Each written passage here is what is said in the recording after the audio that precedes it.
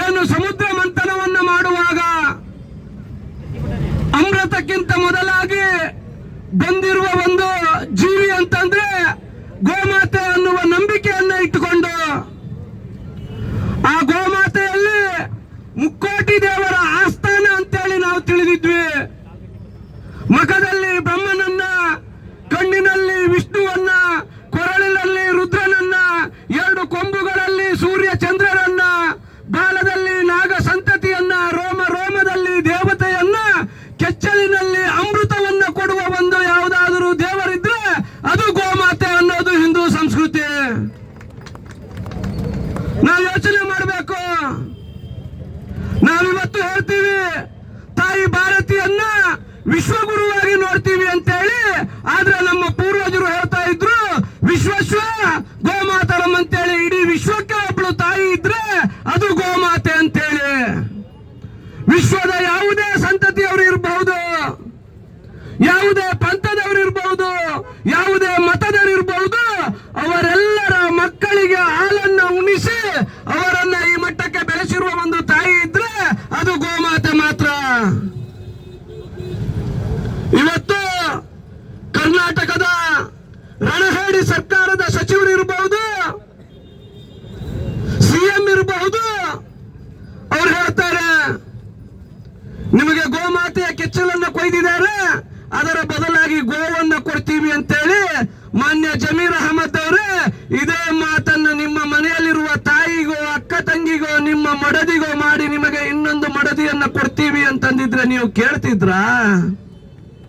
ಯೋಚನೆ ಮಾಡ್ಬೇಕಲ್ಲ ಜಮೀರ್ ಅಹಮದ್.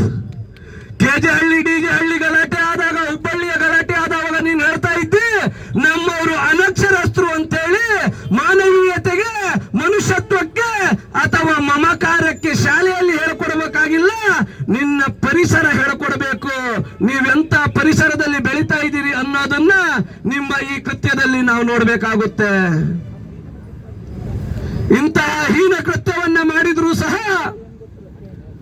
ಯಾವುದೇ ಸಮಾಜದ ಮೌಲ್ಯಗಳಿರ್ಬಹುದು, ಫಾಸ್ಟರ್ಗಳಿರ್ಬಹುದು, ಮಠ ಮಂದಿರದ ಸ್ವಾಮೀಜಿಗಳಿರ್ಬಹುದು, ಇನ್ನೂ ಒಂದು ಹೇಳಿಕೆಯನ್ನು ಕೊಡ್ಲಿಲ್ಲ ಅಂತಾದ್ರೆ ನಿಮಗೆಲ್ಲರಿಗೂ ಬೇಕಾಗಿರೋದು ಗೋಮಾತೆ ಅಲ್ಲ, ಆ ಭ್ರಷ್ಟ ಸರ್ಕಾರದಿಂದ ಬಂದಿರತಕ್ಕಂತ ಹಣ ಅನ್ನೋದು ಇಲ್ಲಿ ಎದ್ದು ಕಾಣ್ತಾ ಇದೆ.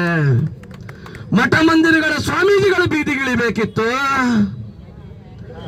ಮೌಲ್ಯಗಳು ಇಳಿಬೇಕಿತ್ತು, ಫಾಸ್ಟರ್ಗಳು ಇಳಿಬೇಕಿತ್ತು, ನನ್ನುಗಳು ಇಳಿಬೇಕಿತ್ತು. ಆಗ ಆ ಗೋಮಾತೆಯ ಮಹತ್ವ, ಆ ಶಿಖಂಡಿಗಳಂತೆ ಗೋಮಾತೆಯ ಕೆಚ್ಚಲನ್ನ ಕತ್ತರಿಸಿರೋರಿಗೆ ಗೊತ್ತಾಗ್ತಿತ್ತು. ನಾವಿವತ್ತು ಸರ್ಕಾರಕ್ಕೆ ಆಗ್ರಹ ಮಾಡೋದಿಷ್ಟೇ. ನೀವೇನ್ ಹೇಳ್ತಾ ಇದ್ದೀರಲ್ಲ, ಅವನವನೋ ಒಬ್ಬ ಅಮಾಯಕನನ್ನ ಹಿಡಿದು ಇವನು ಬಿಹಾರಿ ಕುಡಿದ ಮತ್ತಿನಲ್ಲಿ ಮಾಡ್ತಾ ಇದ್ದಾನೆ, ಇವನಿಗೆ ಮಾನಸಿಕ ಅಸ್ವಸ್ಥತೆ ಇದೆ ಅಂತೇಳಿ. ಅದೇ ನಿಮ್ಮ ಪೊಲೀಸ್ ಇಲಾಖೆ ಇನ್ನೊಂದು ಮಾಹಿತಿಯನ್ನು ಕೊಡುತ್ತೆ, ಚಾಮರಾಜಪೇಟೆಯ ವಿನಾಯಕ ನಗರದ ವಾಸಿಯೇ ಅಂತೇಳಿ. ಅಲ್ಲಿಯ ವಾಸಿ ಆಗಿದ್ದ ಮೇಲೆ, ಅಲ್ಲೇ ಮನೆ ಇದ್ದ ಮೇಲೆ, ಅವನು ಮಾನಸಿಕ ಅಸ್ವಸ್ಥ ಆಗಿದ್ದ ಮೇಲೆ ಇಷ್ಟರೊಳಗೆ ಆ ಬೀದಿಯಲ್ಲಿ ಒಂದಾದ್ರೂ ಅನಾಹುತ ಆಗಬೇಕಿತ್ತಲ್ಲ, ಯಾಕಾಗ್ಲಿಲ್ಲ? ಈ ಕೃತ್ಯದ ಹಿಂದೆ ಹಿಂದೂ ಸಮಾಜ ನೇರವಾಗಿ ಆರೋಪವನ್ನು ಮಾಡುತ್ತೆ. ಈ ಕೃತ್ಯದ ಹಿಂದಿರ್ತಕ್ಕಂಥವ್ರು ಇನ್ಯಾರು ಅಲ್ಲ, ಮಾನ್ಯ ಮುಖ್ಯಮಂತ್ರಿ ಸಿದ್ದರಾಮಯ್ಯ ಮತ್ತು ಅವನ ಚೀಲ ಜಮೀರ್ ಅಹಮದ್ ಅನ್ನೋದು ನಮ್ಮ ನಿಜವಾದ ಆರೋಪ, ನೇರವಾದ ಆರೋಪ.